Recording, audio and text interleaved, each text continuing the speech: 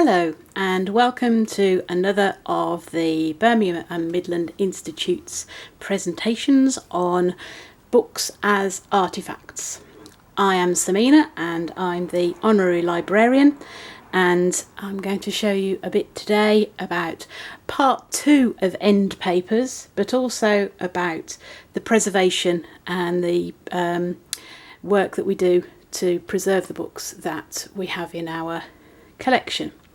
This is the librarian's working room, which is part of the BMI, and behind the shelves that you can see in front of you there are hundreds and hundreds of books that used to be in the library and are now in here waiting to be worked on.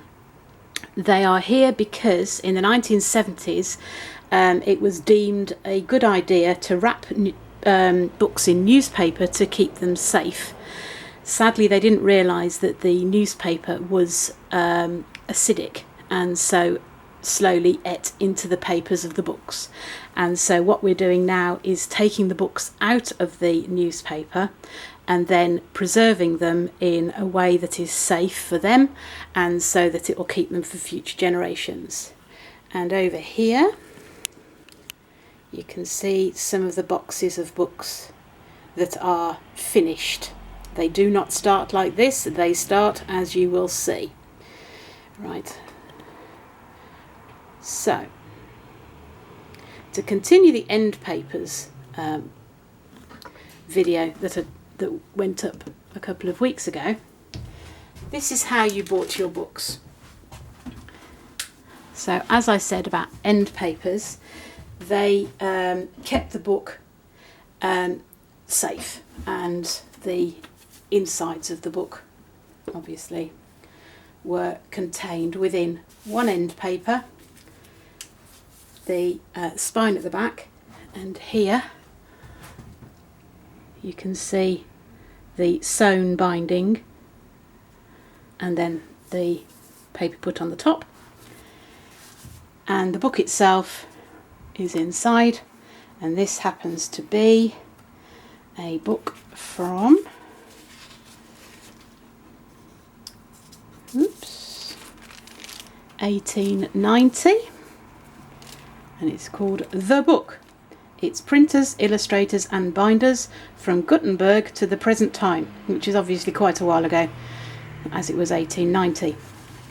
So, beautiful book, but no bindings, because that's how you bought your books, as illustrated in the last video.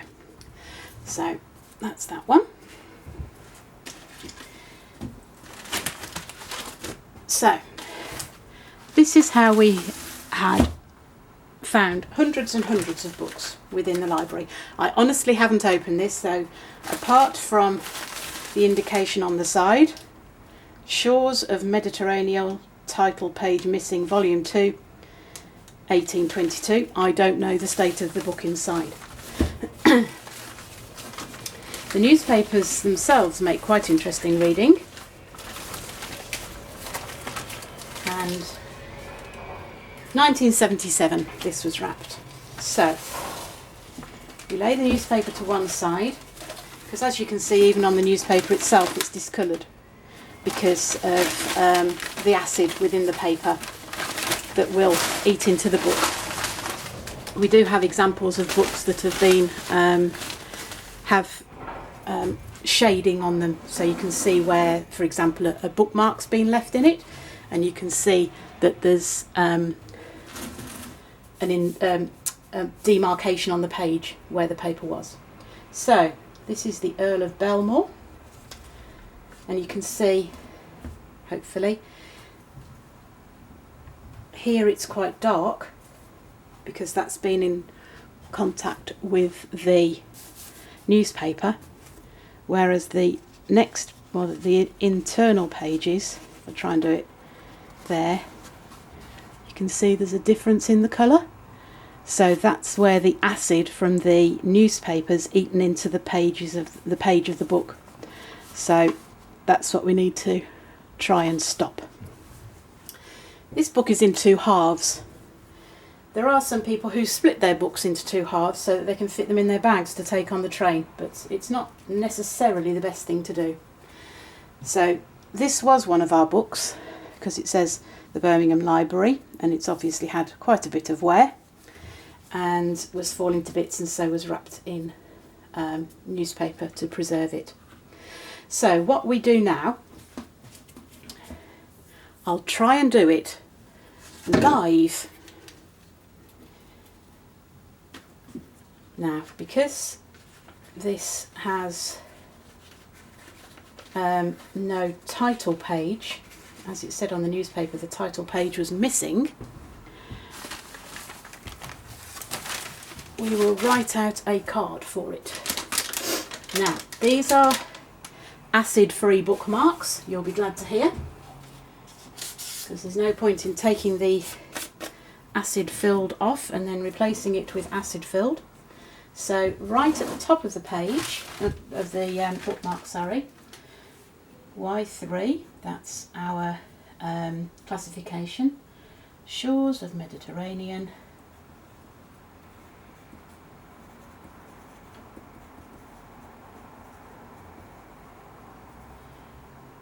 Volume 2, and then 1822. Okay, then these have little slits in them, so we can open the book and pop the bookmark over there, and then without having to open the book we know what it is, so that preserves the book in itself because we're not over handling it. So then comes the exciting part. We then tie the book with, again, acid-free linen tape. Now, we do this in such a way that the book will stay together, but the tying of the ribbon won't interfere with another book. I'll show you what I mean. Right.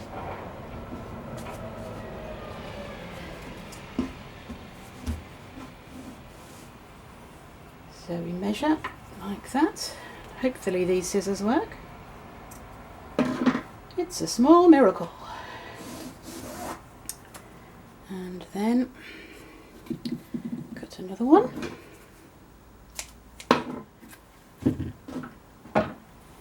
Right. We then, this is where you get to see my tying skills.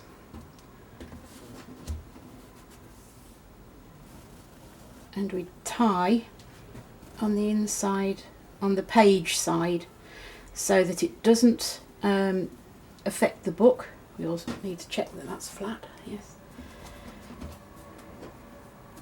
And also, if it's on top of another book, the knots won't interfere with the book underneath.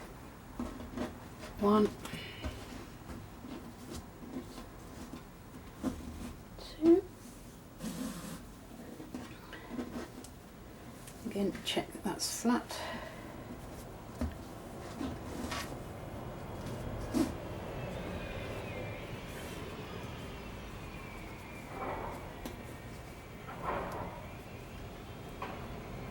Okay, so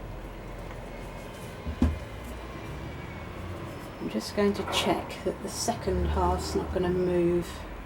No, that's quite secure. You don't want to lose half the book. Oh no. Because this book's in two halves, this gets a special extra piece to make sure that it's all secure.